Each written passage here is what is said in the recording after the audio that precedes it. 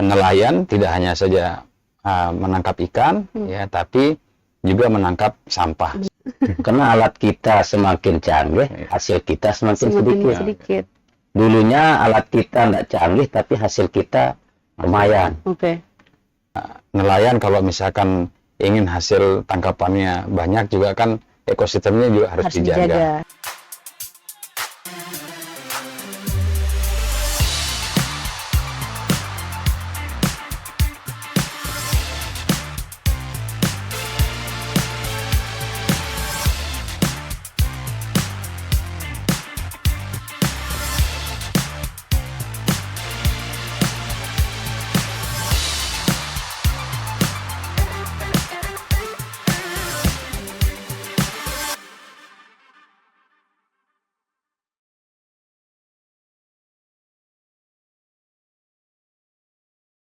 Saya informasikan teman-teman, ini adalah seri lanjutan kita berbicara soal pesisir. Yang sebelumnya kita berbicara soal pesisir NTB dan pesisir Kota Mataram secara keseluruhan, dan spesial kali ini kita berbicara soal pesisir di Ampenan yang ya bagian dari Kota Mataram juga. Dan kita mendiskusikan ini nanti ada dari Camat Ampenan dan juga dari nelayan, seperti apa sih kondisi pesisir Ampenan saat ini, dan juga bagaimana nanti pemberdayaan masyarakat yang ada di sekitar, karena harapannya tentu dengan adanya pesisir, potensi pesisir membawa kesejahteraan untuk masyarakat yang ada di sekitar dan masyarakat Kota Mataram. Di sini sudah hadir narasumber kami, ada Bapak Muzakir Walad, Camat Ampenan. Siap. Pak Jeko. Terima kasih sudah hadir, Pak Jeko sudah hadir di studio kami, dan ada Ketua Nelayan Ampenan nih, ada Bapak Zuhud Skarbele. Oh, Skarbele. Ya, Skarbele. Terima kasih Pak Zuhud sudah hadir. Siap. Biasanya di nelayan, sekarang di sini kita sharing-sharing dulu soal ini ya, soal menjadi nelayan. Saya mulai dari Pak Zuhud dulu. Pak Zuhud, sebagai orang yang bersentuhan langsung dengan pesisir, dengan lautan, mungkin bisa diceritakan kepada Tribuner semua, apa bedanya mungkin kondisi melaut yang dulu-dulu dibandingkan dibandingkan dengan sekarang? Karena kan cuaca global sekarang udah berubah, Pak. Baik, kami perkenalkan diri, nama saya Zuhud dari lingkungan Sembalun Ruang Balu, Kelurahan Tanjung Karang, Kecamatan Skarbele. Kami sebagai ketua nelayan di lingkungan Sembalun, Kelurahan Tanjung Karang. Nama kelompok nelayan kami Rembulan 1. Jadi sampai dari 2000 terdirinya kelompok kami ini, dari 2017 sampai saat ini masih aktif kelompok kami. Jadi sampai sekarang ini laut ini kita lihat dari dulu sampai sekarang ini memang agak sedikit berbeda. Kalau nelayan dulu karena alat masih kurang canggih yang dulu. Ya, masih Jadi seadanya. ikannya itu alhamdulillah sangat banyak. Kalau kita lihat sekarang ini 2026 ini 2026 ini, karena alat ini semakin canggih. Ya. Jadi banyak apa namanya sejenis panah, jaring tongkol, ngebom. Dulunya tidak ada jaring tongkol, kita pakai pancing murni. Nah, dari itu kalau nelayan yang dulu alhamdulillah ikannya sangat banyak. Kalau sekarang ini ada ikannya, tapi kadang-kadang kita pergi berjaring itu dapat sekali, 2 kali, 1 minggu enggak dapat. Rata-rata nelayan, Mbak, di mana-mana sudah. Itu sekarang ini kita alami. Hasil tangkapannya berarti berkurang lah ya? Iya. Karena alat kita semakin canggih, hasil kita semakin sedikit. Dulunya alat kita enggak canggih, tapi hasil kita lumayan. Dan itu sekarang ini yang kita alami. Dan itu dengan situasi yang berubah ini tentu berpengaruh terhadap pemasukan rumah tangga, karena mata pencariannya sebagai nelayan itu Pak. Iya, pengaruh sekali. Berpengaruh sekali. Karena kita sekarang kalau enggak ada tongkol, kita enggak turun, jadi yang kena beli minyak. Iya. Lagi sekarang ini mesin kita tempel 15 PK, sangat-sangat menggunakan minyak sekitar 20 liter. Karena jauhnya mencari tongkol ini di Selat Bali, di sana. Kalau kurang minyak nggak berani kita ke sana. Oke. Kalau kurang dana nggak berani kita turun gitu. Oke. Nah, Pak Camat, ini kan situasi yang dialami nelayan kita ya, yang ada di Skarbele ya, di Ampenan.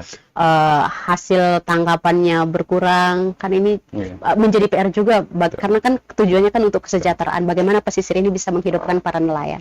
Nah, gimana ini untuk menjawab ini, Pak Camat? Ya, peran pemerintah ya, kalau kita melihat peran pemerintah beberapa tahun belakangan ini sudah luar biasa lah. Atensi untuk orientasi pada hasil tangkapan nelayan. Tadi Pak Juhud menyampaikan saat ini memang kontradiksi dengan kondisi dulu mereka melaut ya.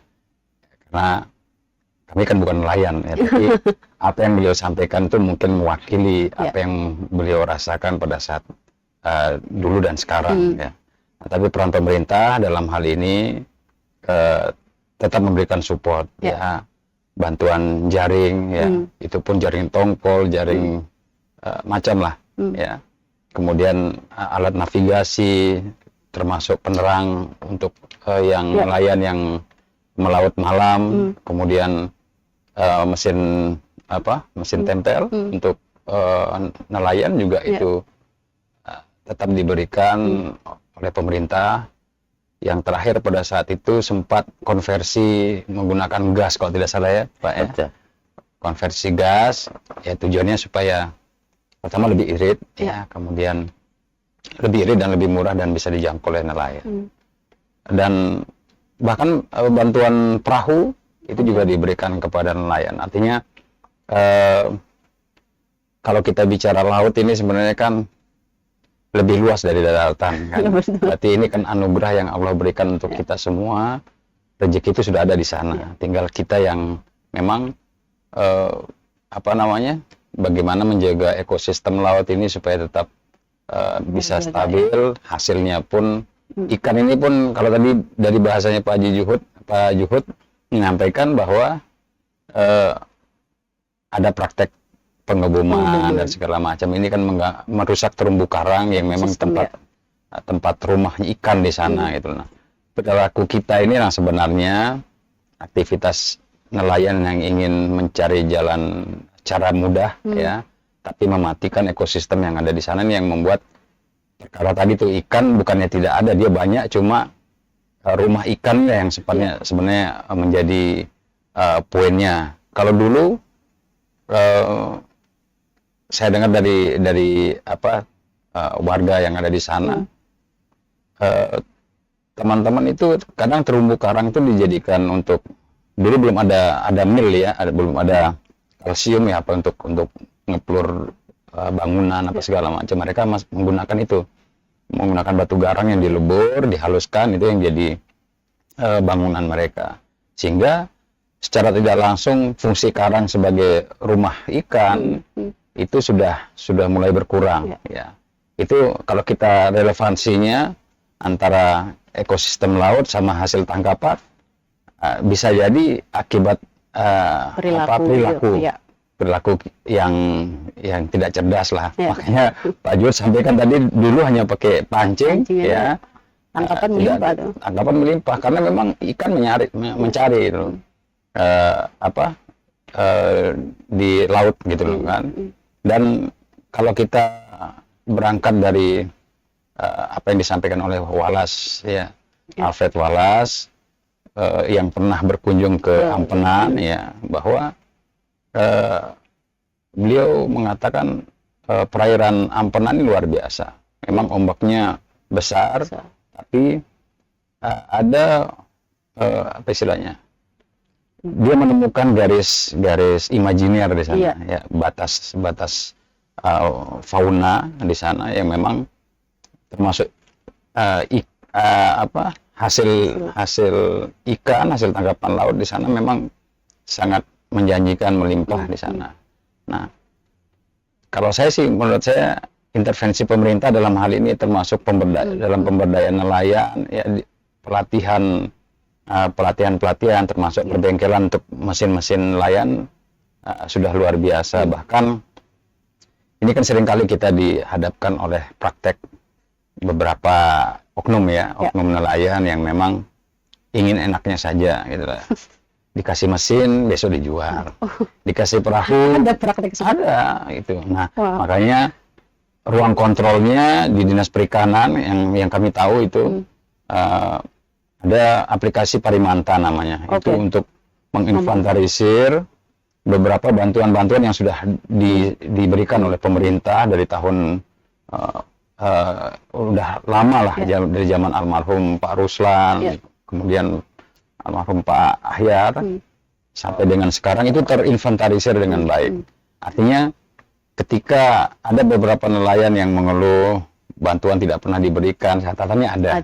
Itu untuk ruang kontrolnya sebenarnya, bahwa pemerintah selalu hadir sebenarnya untuk memfasilitasi masyarakat nelayan yang ada di pesisir Skarbele sampai Ampenan itu sekitar 8,17 kilo kurang lebih. Ya. Artinya ini potensi yang luar biasa. Karena apapun dimanapun itu ya namanya laut ya pasti isinya ikan ya. Betul. Cuma itu tadi perlakuan kita, perlakuan teman-teman nelayan mungkin yang di luar batas, makanya kadang teman-teman Polairut itu selalu patroli itu ya, untuk ya itulah untuk menertibkan beberapa nelayan kami yang memang menggunakan bahan peledak untuk menjaring ikan. Iya, karena kita harus menjaga kelestarian laut, karena kan itu juga sumber penghidupannya para nelayan. Kalau itu rusak ekosistem karang-karang seperti tadi yang Pak Camat sampaikan, kalau itu rusak juga ini juga hidup di mana ikan, tangkap nelayan juga ikannya tuh tangkapannya makin berkurang. Tapi kalau kita berbicara soal pesisir, tentunya kita tidak berbicara soal hasil tangkapan, Pak Kades ya. Di sana ada potensi pariwisata kita yang luar biasa, dan Ampenan kayaknya semua orang sudah kenal Ampenan sebagai destinasi wisata tujuan yang cukup sangat-sangat populer. Nah, ini mungkin bisa diceritakan Pak Kades sebelum saya ke Pak Zuhud, bagaimana memaksimalkan potensi pariwisata kita di Ampenan ini agar juga memberi kesejahteraan untuk masyarakat, Pak. Iya. Ya, alhamdulillah sudah hampir lebih 20 tahun ya. Dari tahun 2000 ya, hampir ini tahun 2026 ya. Dari tahun 10 tahun lebih lah.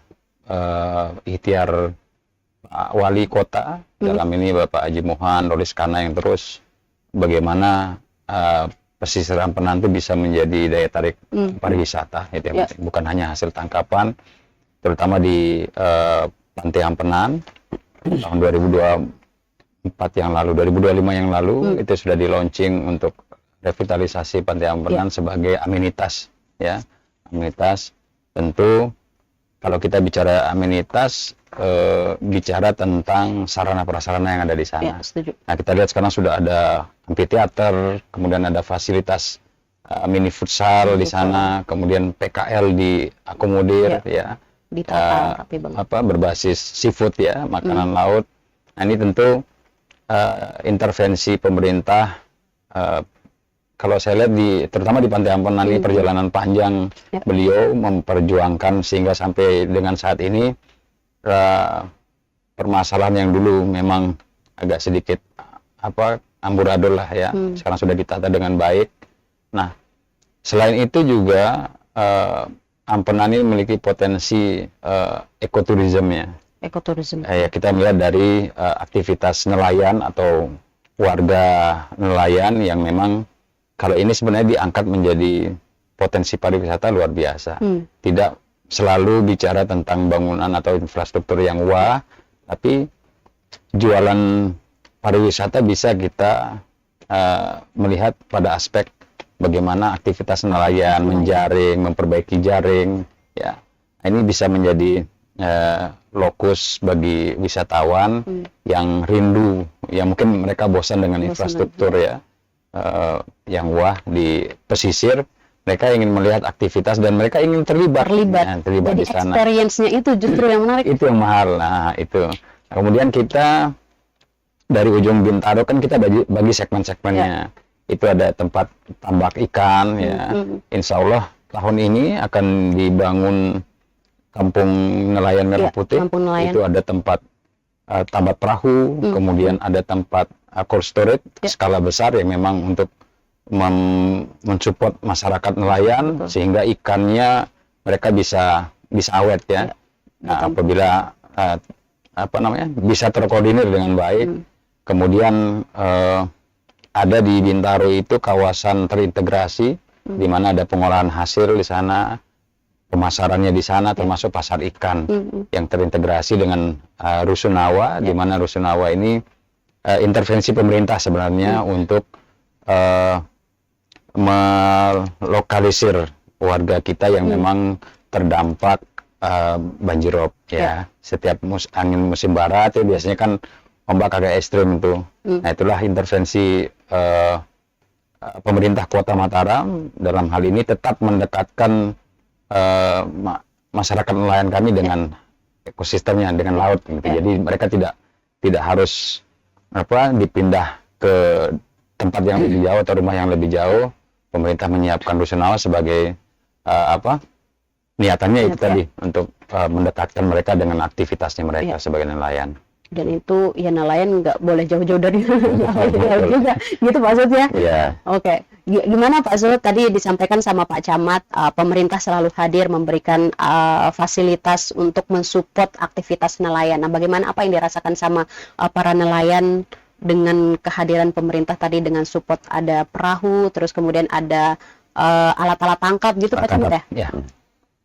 Memang apa yang disampaikan kepada Bapak Camat memang betul. Kami sendiri sebagai Ketua Nelayan Rembulan 1 ini tahun 2024 itu kami sudah dikasih bantuan 1 unit perahu, mesin tempe dan perahu 1 dengan jaring 10. Jadi sebelum kami didata sama Dinas Perikanan Kota Mataram dengan penyuluh di sana itu, alhamdulillah telah kami didata, dilombakan data kami ini, karena apapun kegiatan di pemerintah itu kelompok kami ini selalu kami menyiapkan perahu hias dengan sejenis kayak 17-an ya. Kayak lebaran topa, acara besar acara besar itu selalu kami ditampilkan oleh siapapun jadi lurah di sana dan Pak Camat. Selalu kami dikontak untuk menyiapkan jadi meramein pesisir pantai itu. Nah, setelah itu kami kaget dengan kelompok nelayan Rembulan 1 ini juara 1 nasional. Alhamdulillah 2024 ini akhir, waktu itu kami dibawa pergi sama Pak Kadis Perikanan dan penyuluh ke Jakarta. Bertemu langsung dengan Pak Menteri. Cuman satu-satunya sampai dari Bapak dan seterusnya sudah tidak ada yang cuman Rembulan 1 ini bisa sampai ke Jakarta juara 1 nasional. Ketemu sama Pak Menteri langsung. Pak Menteri langsung. Saya ditunggu sama Pak Menteri di sana. Saya kan sangat-sangat nggak bisa cerita. Kita sudah selalu bangga sama penyuluh kita, Pak Kadis kita di Perikanan, Pak Lurah dan Pak Camat. Selalu menyupport kami dengan acara ini. Penyuluh dan Pak Kadis, Pak Lurah selalu datang hadir di acara kami, rutin yasinan, selawatan, selakarat. Itu kami tiap malam Sabtu itu sampai saat ini yang kami sudah. Aktivitas nelayan itu hidup ya? Ya, alhamdulillah. Kami cerita-cerita ke teman-teman nelayan ketua-ketuanya. Alhamdulillah sampai saat ini sudah 7 kelompok yang beracara inisiasi Yasinati Kelurahan Tanjung Karang. Terinspirasi dari sampai saat ini. Kalau kita bicara soal harga ikan sekarang Pak, harga ikan sekarang aman nggak untuk para nelayan? Kalau harga ikan tergantung. Kalau ikan tongkol contohnya, kalau ikan tongkol kalau dia banyak naik, anggaplah kita jaring itu dapat 2.000. Itu yang 5 biji itu 5 bisa sudah dapat 10.000. 5 ikan tongkol 10.000. 5 ikan tongkol itu. Besar-besarnya itu 5 sudah kalau dia banyak. Kalau dia musim tidak ada, yang 5 itu 30.000 harganya. Jauh itu juga rata-rata sampai ke ujung dah itu. Itu dah kalau ikan dasar ini kadang kalau dia agak sepi musim angin barat, nah itu agak mahal per kilonya. Kakap merah itu sampai 70.000 per kilo. Wow. Kalau baronang namanya itu sekitar 65 per kilonya. Nah kalau dia nggak musim angin barat, banyak yang nyari. Paling tidak ikan kakap merah itu bisa mencapai 50. Kena rame jadikan. Kalau musim barat, musim nggak bisa orang laut lah gitu. Itu mahal ikannya itu. Tergantung musim dan tergantung cuaca juga Pak ya, harga tergantung ikan. cuaca. Dan kalau ini juga PR kita juga Pak Camat, kalau misalnya harga ikan tadi yang disampaikan 10.000 kan kalau masuk ke kantong petani juga untuk hidup agak ini ya. Nah gimana sih untuk mengatasi ini? Mungkin ada dari pemberdayaan pengolahan ikan kah untuk UMKM kita agar nilai jualnya lebih tinggi gitu? Iya. Jadi pemerintah saat ini kan ada membentuk Poklasar namanya, kelompok pengolahan hasil dan pemasaran. Ya, artinya teman-teman nelayan sudah diwadahi dengan kelembagaan itu, kelompok itu. Tujuannya adalah perputaran termasuk informasi terkait dengan harga ikan pada saat itu melalui kelompok itu, termasuk pengolahan hasil ini kan juga memberikan kontribusi yang luar biasa terhadap penghasilan teman-teman nelayan ya. Karena kalau hanya orientasi pada hasil tangkapan sehari, masalahnya ada pada ketika tidak ada yang mencari ikan itu, kan? Atau mungkin itu kan harus berhadapan sama tengkulak gitu, harus berhadapan dengan orang-orang yang punya cold storage ya, dan itu pasti harganya ngebanting ke bawah gitu. Itu kondisinya, sehingga Poklasar ini tujuannya adalah untuk ada proses pengolahan di sana. Apakah itu menjadi ada keripik lanter namanya. Lanter itu lampu terang ya, sejenis ikan apa ya, ikan teri, ikan lebih besar dia, seperti ikan bajo lah yang dikeringkan, tapi itu bisa jadi cemil ya, bisa dicemil gitu. Pasok ya. Ini yang termasuk pemindangan apa itu. Ini kan sebenarnya untuk memperlambat proses, bukan memperlambat apa ya, memberikan ruang kepada teman-teman nelayan, terutama istri nelayan, untuk bisa secara ekonomi mereka tidak harus pada hari itu ya, terutama yang tidak memiliki cold storage ya. Itu kemudian selain itu kami disupport oleh di Ampenan itu ada Pertamina yang memang untuk KSB-nya kelompok siaga bencana. Kemudian ada untuk ada namanya Balempa, itu dia masuk dalam kelompok pengolahan dan pemasaran. Itu macam aneka olahan ikan yang memang itu sudah masuk di pusat oleh-oleh, di retail. Ya, alhamdulillah, artinya ini bisa menjadi keran penghasilan kedua ketika kondisi tadi ya, musim angin barat ya, nelayan tidak bisa melaut, bisa pun melaut itu pun harus penuh dengan was-was. Ada aja yang turun, tapi memang hasilnya tadi agak sedikit, sangat kurang lah dari harapan. Nah, kemudian kita bicara pariwisata, saat ini di Pantai Cantik ya, masuk Skarbelo itu ada, termasuk di Mapak juga ada penangkaran penyu. Itu bisa menjadi salah satu destinasi lah untuk pariwisata pesisir.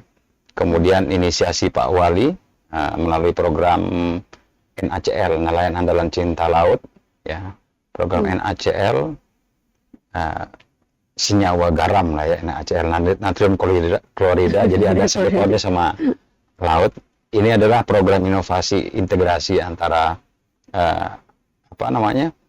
hasil tangkapan ikan dengan memelihara ekosistem laut, di mana nelayan tidak hanya saja menangkap ikan ya, tapi juga menangkap sampah, terutama sampah plastik yang ada di tengah laut, sehingga hampir setahun kemarin, dan alhamdulillah Pak Wali mendapatkan apresiasi di kegiatan Bulan Cinta Laut di Surabaya pada saat itu oleh Kementerian Kelautan dan Perikanan sebagai kepala daerah yang memiliki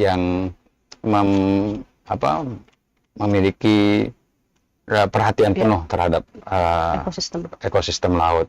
Itu ada 3 kategori kita dapat, penyuluhnya, kemudian dari kelompok nelayannya, termasuk Pak Wali. Itu ada sekitar 6 bupati dan wali kota yang dapat penghargaan. Artinya itu tadi, nelayan kalau misalkan ingin hasil tangkapannya banyak juga kan ekosistemnya juga harus dijaga. Ini harus berimbang. Tujuannya ke sana sih sebenarnya Pak Wali, bagaimana integrasi 2 urusan ini bisa sama-sama terakomodir, sehingga sampah yang dibawa, sampah plastik itu difasilitasi lagi dengan bank sampah lisan Mataram. Ya, itu nanti teman-teman nelayan menimbang sampahnya, kemudian nanti itu dijual. Dijual, itu yang dituangkan di buku tabungan. Jadi masing-masing nelayan kami memiliki buku tabungan dari hasil penjualan sampah yang di bank sampah lisan. Itu yang untuk ya lumayan, mereka punya tabungan dari sampah laut yang mereka bawa. Menarik. Dan itu setahun itu hampir 46 ton sampah plastik. Ya, alhamdulillah. Artinya ini kan sebenarnya edukasinya yang luar biasa, edukasi dan paradigma masyarakat nelayan bisa berubah, bahwa tidak melulu yaitu ada pergeseran dari tidak ada bantuan, ya, alat tangkap dengan ada, terus hasil makin sedikit. Ya, sebenarnya korelasinya kan ke sana tadi. Ekosistem laut ini yang rusak, ya kan? Bagaimana ikan-ikan mati dengan memakan sampah plastik. Nah, itu kondisinya sebenarnya. Nah, gerakan ini mudah-mudahan bisa diadopsi secara menyeluruh di sepanjang garis pantai kita, termasuk yang di Sunset Land sekarang yang berbasis pengembangan yang pada segmen kuliner laut. Kemudian di Ampenan itu selain itu juga ada untuk festival perahu nelayan. Itu setiap tahun dilaksanakan di pesisir Ampenan, itu melibatkan beberapa teman-teman nelayan, ya. Jadi ada festival perahu nelayan yang memang ini menjadi daya tarik sebenarnya. Termasuk tadi Pak Juhud menyampaikan semacam festival perahu hias lah, ya. Nah, ini kan bisa menjadi jualan pariwisata yang hampir tidak semua daerah yang punya seperti itulah. Ya, kemudian di pesisir Luang Balo itu kebetulan Dinas Pariwisata yang sebagai pengampunya, yang berbasis pesisir, yaitu ada kegiatan Sunrise to Sunset, ya. Yaitu ada festival di sana yang untuk festival musik, festival budaya seperti Presian. Ini kan menjadi bagian dari pariwisata untuk mengangkat budaya lokal sebenarnya. Kalau misalnya itu benar-benar hidup, Pak Camat, ya, dan itu benar-benar dimaksimalkan, betapa meriah dan betapa hidupnya pesisir kita di Mataram ini, ya, luar biasa potensinya. Kemudian Pak Zuhud, tadi saya mau menyinggung soal ini, menarik sekali tadi Pak Camat soal ini, soal nelayan yang mengangkut sampah di tengah laut kemudian dikonversikan jadi tabungan. Itu menarik sekali itu. Gimana pengalaman dari sebagai ketua nelayan dan sebagai nelayan sendiri Pak Zuhud dengan konsep ini? Jadi untuk kita nelayan itu memang betul kata sama Pak Camat, itu teman saya di sana itu dia sambil pulang mancing. Dia pulang mancing sambil ngangkut sampah. Mana yang bisa sampah bisa kita jual, yang bisa kita pakai organik dan non organik nike. Jadi alhamdulillah dia sangat-sangat bagus sekali untuknya di Kecamatan Ampenan kemarin. Nah, jadi saya lihat dia sungai langsung bersihin di sungai kayak di Kecamatan Ampenan kemarin. Sering saya dikontak sama teman itu pas gotong royong kayak di hari Jumat. Nah, di situ saya selalu dikontak sama teman ini pas gotong royong. Jadi dari sana kita saling mengirim gotong royong kita di pantai. Nah, kayak saya di Sekarbele Di sana kita hari Jumat kita libur nelaut. Oke. Jadi di sana kita sempat untuk kegiatan gotong royong bersih pantai ya. ya di pantainya, di masyarakatnya, kata Pak Lurah Pilsadar apa namanya, Pilsadar, sampah dari rumah. sampah dari rumah. Ya. Di sana kita tinggal kita kontak teman-teman, hari Jumat kita kumpul terus gotong royong. Selalu Pak Camat, Pak Lurah dan Kadis Perikanan sama penyuluh kita terjun untuk gotong royong di pantai untuk sampah ini. Oke. Memang betul kalau kita nelayan, ini untuk nelayannya pas kita lepas pancing, ada pancingnya itu 40 panjangnya tuh. Panjang kita lepas, ikan yang makan Pak Camat, Sampah yang makan. Yang menyangkut Ya, ya. karena banyaknya sampah ini. Tanya pemerintah bagaimana dia bisa mengatasi sampah ini. Memang ini musuh berat kalau sampah ini, Pak Camat ya. PR kita bersama. Ya, sih. PR kita bersama. Makanya Pak Lurah Pak Camat selalu mengadakan gotong royong untuk sampah ini. Jadi tapi masyarakat nelayan itu sudah mulai sadar dengan apa kondisi sampah kita atau ini gitu, sehingga teman-teman dari nelayan sudah mulai peduli lah untuk memilah sampah, mengangkut sampah gitu. Ya, sudah ada tempat kayak tong sampah dikasih kita di nelayan di sana. Di sana kita naruh sampah-sampah mana non organik, mana organik. Nah, itu kita pilih-pilih di sana. Ini tempat taruhnya ada yang dari kelurahan, ini tempat taruh anunya, ini tempat anunya. Makanya masyarakat kan tahunya kayak belum diarahkan tuh tinggal lempar. Sekarang setiap gotong royong itu diarahkan sama. Sudah ada edukasinya Pak Camat ya? Sudah ada edukasinya. Dan kalau kita bicara soal sampah ini, aduh, kayaknya semua ada masalah global. Dan kemarin juga kita Mataram sempat ramai juga persoalan sampah karena TPS kita juga over kapasitas gitu ya. Sebelum saya menuju akhir, karena ini teman-teman sudah menonton kita udah 30 menit lebih. Mungkin apa yang mau disampaikan mungkin kepada masyarakat luas, masyarakat Kota Mataram terkait dengan potensi pesisir, mari kita hidupkan, mari kita jaga, itu apa Pak Camat? Sebenarnya secara esensi sudah tersirat dari apa yang ketika kita bicara anugerah Allah ini luar biasa. Luas lautan lebih luas daripada daratan. Berarti Allah lebih menekankan pada potensi yang ada di laut ini kan lebih besar. Nah, harapan kami sebenarnya bagaimana kita tidak memunggungi ya. Membumbuhi lautan. Membumbuhi artinya membelakangi lautan. Tidak peduli lagi bahwa ruang tempat nafkah kita sebenarnya sebagian besar di sana ya.